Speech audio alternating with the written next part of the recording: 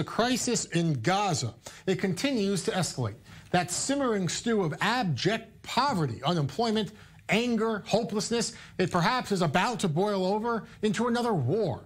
First, Hamas recently said that their months-long effort to come up with a long-term ceasefire deal with Israel has petered out. No more talks about releasing hostages, prisoner swaps, building seaports, investing in infrastructure. That's all done. And over the last 2 days, the violence has escalated fast. During a rare nighttime fence protest on Sunday, Hamas says 11 people were injured, 1 killed by IDF forces. The IDF says it did fire on a group of terrorists that were launching fire balloons. Yesterday, more violence, 90 hurt in protests, another Gazan killed. Since Thursday, Gazans have started at least 30 fires in Israeli communities by launching those fire balloons. And in a new report, the World Bank reports that the Gaza economy is in total collapse. Economists are using a word they do not use lightly: free fall. The Gaza unemployment rate has now passed 50%. Among Gaza's teen and young adult population, though, it's nearly 75%. 3 out of 4 young people have no job at all. The World Bank says unless something is done immediately, the entire economy could collapse at any moment. No money, no currency of any value, no jobs.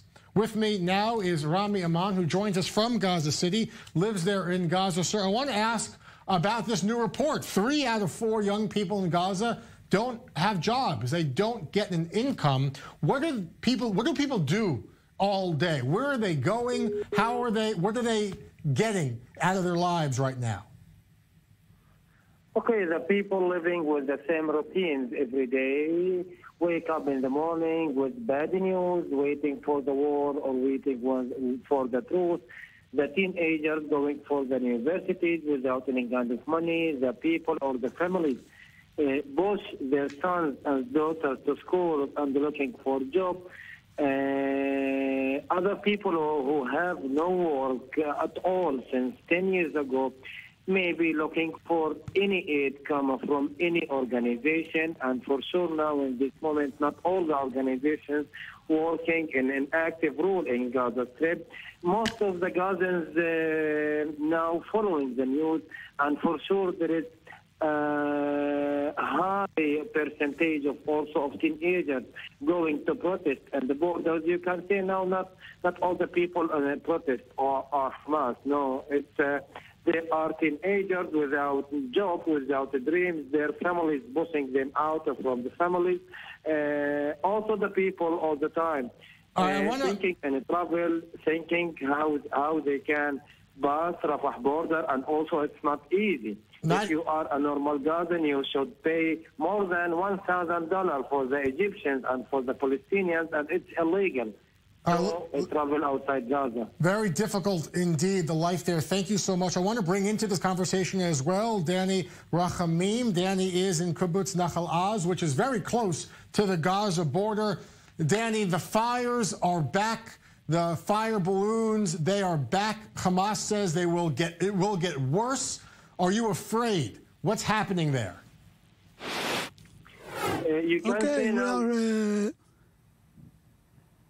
Hello? Yes, go ahead. Danny. Hello? Yes, we can see that Hamas returned to throw balloons, fire balloons.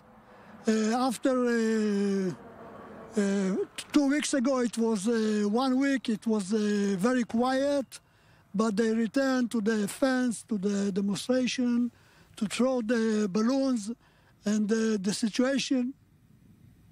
Yes, the situation is very, very bad now.